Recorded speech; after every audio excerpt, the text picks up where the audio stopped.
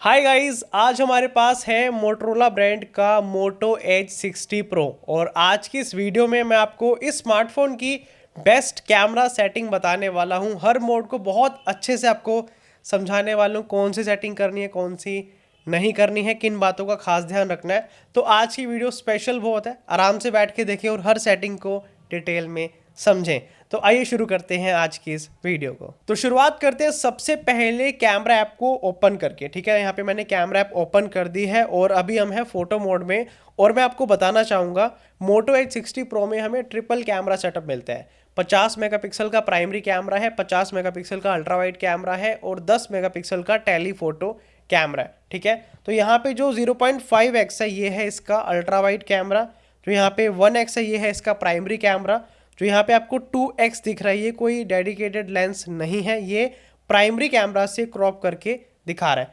फिर है 3x जो कि 10 मेगापिक्सल का टेलीफोटो कैमरा है एक्सट्रीम जूम शॉट्स लेने के लिए। ठीक है, तो इस तरह से आपको 0.5x से लेके 3x तक टोटल जो है जूमिंग रेंज इस स्मार्टफोन में मिलने वाली है। ये तो आप बहुत अच्छे से समझ गए होंगे। ठीक है, उसके बाद अब फिल्टर्स की बात कर लेते हैं, ये बहुत बढ़िया चीज़ें हैं। ठीक है, तो फिल्टर्स में अगर आप जाएंगे तो आपको यहाँ पे बढ़िया बढ़िया फिल्टर्स मिलते हैं, जैसे कि टोक्यो वार्म हो गया, देन उसके बाद है टोक्यो एडिटोरियल, देन अलग अलग आपको एंड सो ऑन फिल्टर्स मिलेंगे, वो आप यहाँ से चूज़ कर सकते हैं या फिर रीसेट कर सकते हैं। फिर बहुत इंटरेस्टिंग फीचर आपको कैमरा में मिलता है जो कि है एक्शन शॉट ऑन। इस आइकन से आप इसको जो है ऑन या फिर ऑफ कर सकते हैं। इसका सबसे बड़ा फ़ायदा ये है, कोई भी फास्ट मूविंग सब्जेक्ट को आप शूट करना चाहते हैं तब ये आपकी हेल्प करेगा। फॉर एग्जांपल बहुत तेज़ कोई गाड़ी चल रही है उसको आप शूट करना चाहते हैं, या फिर कोई एनिमल जो है रन कर रहा है, कोई पेट है उसको आप शूट करना चाहते हैं, तब आपके काम आएगा। फिर यहाँ पे है गूगल लेंस का इंटीग्रेटेड एक बटन, फिर है फ्लैश का बटन। ये तो अंडरस्टूड है, आपको फ्लैश ऑन करनी है ऑफ करनी है, आप यहाँ से कर सकते हैं। इसके अलावा इंटरेस्टिंग चीज़ यहाँ पे ये है, आपको इस तरह से अलग अलग कलर प्रोफाइल चूज़ करने का एआई की मदद से ऑप्शन देखने को मिलता है।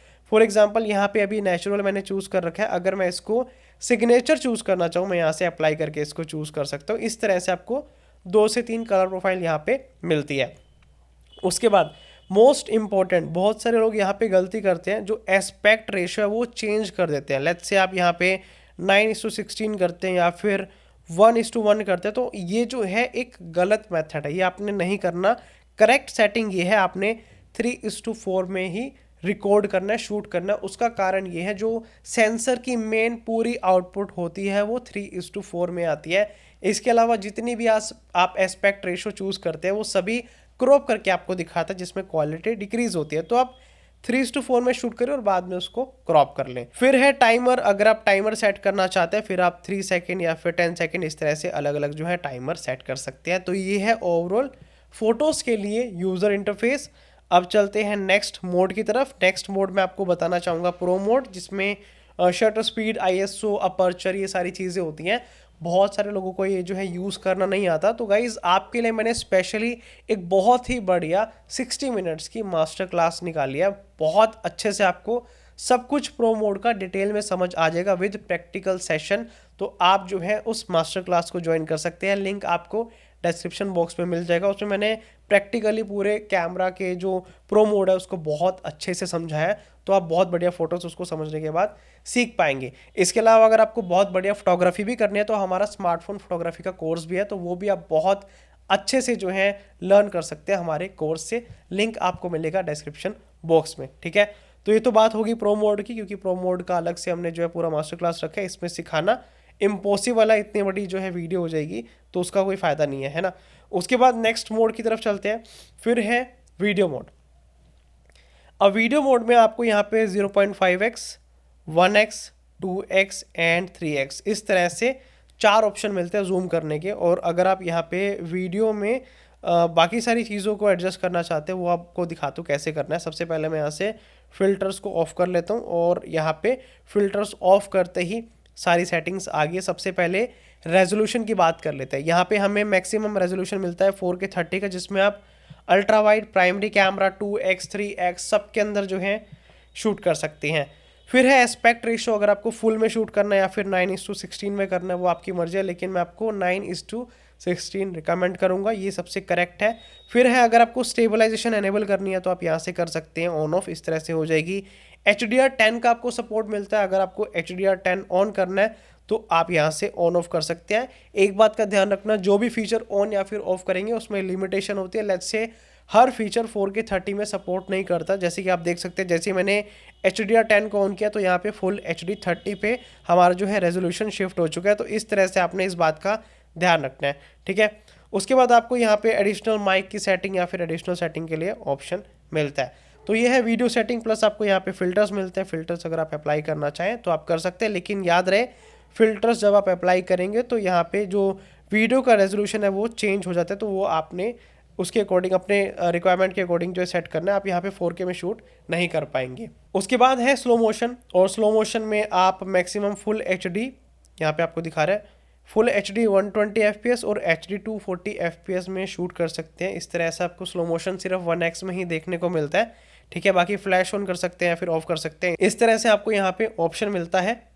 फिर है पोर्ट्रेट मोड, जो कि बहुत इंटरेस्टिंग है, जिसमें आपको 4 फोकल लेंथ मिलते हैं। एक है 24 mm, एक है 35, एक है 50, एक है 85।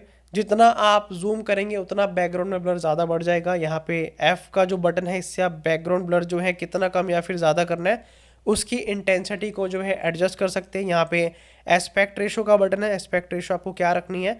प्लस अगर आप टाइमर सेट करना चाहें वो आप यहाँ से कर सकते हैं। टाइमर का आपको यहाँ पे बटन मिलता है। देन प्रो मोड में आपको बता चुका हूँ। फिर मोर में जाते हैं और बाकी सारी चीज़ें देखते हैं। तो यहाँ पे आपको नेक्स्ट मिलता है पैनोरामा शॉट। अगर आप ट्रैवल ज़्यादा करते हैं, आपको बहुत एक्सट्रीम वाइड शॉट चाहिए, तो आप पैनोरामा की मदद से जो है शूट कर सकते हैं। फिर है टिल्ट शिफ्ट मोड। अगर आप इस तरह से सेंटर में फोकस चाहते हैं और साइडों में ब्लर चाहते हैं, या फिर अपने अकॉर्डिंग इसको एडजस्ट करना चाहते हैं, कितना एरिया फोकस में हो, कितना एरिया हॉरिजॉन्टल या फिर वर्टिकल आप जो है ब्लर चाहते हैं, फोकस में चाहते हैं, वो आप इन लाइन से जो है आइडिया लगा सकते हैं। लाइंस के बाहर वाला एरिया ब्लर में रहेगा, अंदर वाला एरिया फोकस में रहेगा, ठीक है। उसके बाद मोर में चलते हैं। देन है टाइम लैप्स। अगर आप टाइम लैप्स रिकॉर्ड करना चाहते हैं, मान लीजिए व्लॉग से पहले आपको टाइम लैप्स दिखाना है, वो आप यहाँ से दिखा सकते हैं। देन है नाइट विजन यानी कि नाइट मोड, जिसमें आप 0.5x, 1x, 3x इस तरह से 3 तरह के मोड में इसको यूज़ कर सकते हैं। उसके बाद है ग्रुप शॉट। अगर आप बहुत सारे लोगों की फ़ोटोज़ लेना चाहते हैं इस तरह से वाइड एंगल में, तो आप ग्रुप शॉट जो है चूज़ कर सकते हैं। बेसिक सा ही फीचर है। उसके बाद है स्कैनिंग। अगर आप कोई भी डॉक्यूमेंट को स्कैन करना चाहें तो यहाँ पे कर सकते हैं। देन है अल्ट्रा रेजोल्यूशन, ये बहुत इंपॉर्टेंट है। अगर आप अपने कैमरा से मैक्सिमम रेजोल्यूशन में फ़ोटो चाहते हैं, यानी कि 50 मेगापिक्सल में, तो आप अल्ट्रा रेजोल्यूशन में शूट कर सकते हैं। For example 0.5x and 1x। इसके अलावा जब आप नॉर्मल फ़ोटो मोड में फ़ोटोज़ को क्लिक करते हैं तो उस टाइम पे फ़ोटोज़ पिक्सल बाइंडिंग की मदद से, यानी कि पिक्सल बाइंडिंग के प्रोसेस से सिर्फ 10 या फिर 12 मेगापिक्सल की शूट होती है, ताकि आपका फ़ोन जो जल्दी से फिल ना हो। तो अगर आपको बिल्कुल high resolution, high quality photo चाहिए, आपको अल्ट्रा रेस में शूट करना है। देन है लॉन्ग एक्सपोजर, जो कि लॉन्ग एक्सपोजर फोटोग्राफी के लिए काम आता है। यहाँ पे आपको सैंपल्स दिख जाएंगे इस तरह से। अगर आप फोटोग्राफी करना चाहते हैं तो आप यहाँ से कर सकते हैं। इसके लिए आपको फोटोग्राफी की नॉलेज होना बहुत ज़्यादा ज़रूरी है, इसलिए आपको जो है पहले थोड़ा सा फोटोग्राफी का बैकग्राउंड होना चाहिए, तब आप ये ज़्यादा बेटर अंडरस्टैंड कर पाएंगे, ठीक है। बाकी आप हमारा कोर्स ज्वाइन करेंगे तो उससे भी बहुत कुछ सीख पाएंगे इसके बारे में, ठीक है। उसके बाद है ड्यूल वीडियो कैप्चर। अगर आप अपनी इस तरह से ड्यूल वीडियो कैप्चर करना चाहते हैं बैक और फ्रंट की, तो आप इस तरह से कर सकते हैं। तो ये सारी चीज़ें आपको जो हैं इस कैमरा के UI यानी कि कैमरा की ऐप में देखने को मिलती है। अब चलते हैं एडिशनल कैमरा सेटिंग्स की तरफ, जो बहुत ज़्यादा इंपॉर्टेंट होती है। तो एडिशनल कैमरा सेटिंग में जब आप जाएंगे, आपको यहाँ पे सबसे पहले देखने को मिलेगा फ्रंट फोटो रेजोल्यूशन, जिसमें आप स्टैंडर्ड या फिर हाई अपने अकॉर्डिंग चूज़ कर सकते हैं कैसे आपको फोटोज़ की फ्रंट कैमरा से क्वालिटी चाहिए। और यहाँ पे इसलिए पूछ रहे हैं क्योंकि फ्रंट कैमरा 50 मेगापिक्सल का है, तो आप अपने अकॉर्डिंग यहाँ पे सेट कर सकते हैं। उसके बाद है ऑटो मैक्रो, जिसमें क्या है कि लेंस ऑटोमेटिकली स्विच कर लेगा जैसे आप किसी सब्जेक्ट के बहुत क्लोजअप जाएंगे, तो मैक्रो शॉट लेने के लिए आपके बहुत काम आएगा, तो आप इसको ऑन रखें। बाकी अगर आपको वाटरमार्क चाहिए तो इस तरह से आप वाटरमार्क ऑन कर सकते हैं। मोटोरोला Edge 60 Pro इस तरह से लिखाएगा फोटोज़ में, और आप मोटो का लोगो, डेट, टाइम, शूटिंग पैरामीटर्स वो सब चाहते हैं तो आप यहाँ से कर सकते हैं। अभी के लिए मैं इसको ऑफ कर देता हूँ। गूगल लेंस आपको चाहिए या फिर नहीं चाहिए, वो आप यहाँ पे जो है ऑन ऑफ कर सकते हैं। बहुत सारे स्मार्टफोन में ऑप्शन मिलता ही नहीं है, मैं इसको ऑफ रख रहा हूँ एज ऑफ नाउ के लिए, मेरे काम का नहीं है, तो वो सारी चीज़ें हैं। उसके बाद वीडियोस के लिए AI ऑडियो है, जिसमें क्या होता है कि आप ऑडियो जूम करके एम्पलीफाई कर सकते हैं ऑडियो को। जैसे आप जूम करेंगे, लेट्स से कोई सब्जेक्ट या फिर कोई भी ह्यूमन सब्जेक्ट जो है दूर खड़ा है और वो बात कर रहा है और आप जूम कर रहे हैं, तो ऑटोमेटिकली माइक उसकी आवाज़ को ज़्यादा कैप्चर करने की पूरी कोशिश करेगा। फिर है एफिशिएंट वीडियोस, इसको आपने एनेबल करना है। इसका सबसे बड़ा फ़ायदा ये है कि आपकी वीडियोस HEVC फॉर्मेट में शूट होगी, जिसकी वजह से फ़ोन के अंदर स्टोरेज जो है जल्दी से फिल नहीं होती, हाई क्वालिटी में बनती है और जो वीडियो है ओवरऑल काफ़ी बढ़िया कंपैटिबल रहती है आपके स्मार्टफोन के साथ में।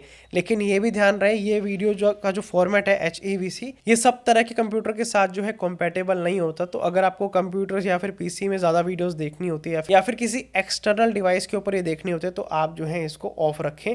MP4 में फिर वीडियो आप बना सकते हैं या फिर MOV में, उसी में ये जो है वीडियो बनाएगा, ठीक है।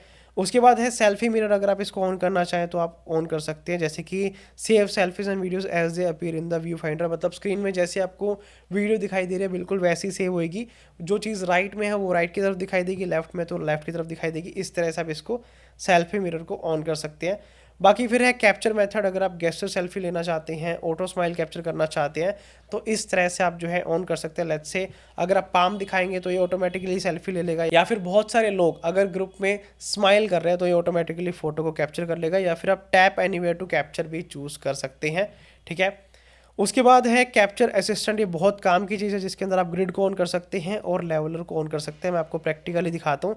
ये ऑन करने के बाद अब आप देख सकते हैं कि ग्रिड आ चुकी है, जिससे मैं बहुत बढ़िया कॉम्पोजिशन कर सकता हूँ। प्लस इस तरह से अगर मेरा फ़ोन टेढ़ा होता है तो यहाँ पे मैं लेवलर की मदद से उसको ठीक कर सकता हूँ। तो यहाँ पे ये चीज़ आपके तब बहुत काम आती है, ठीक है।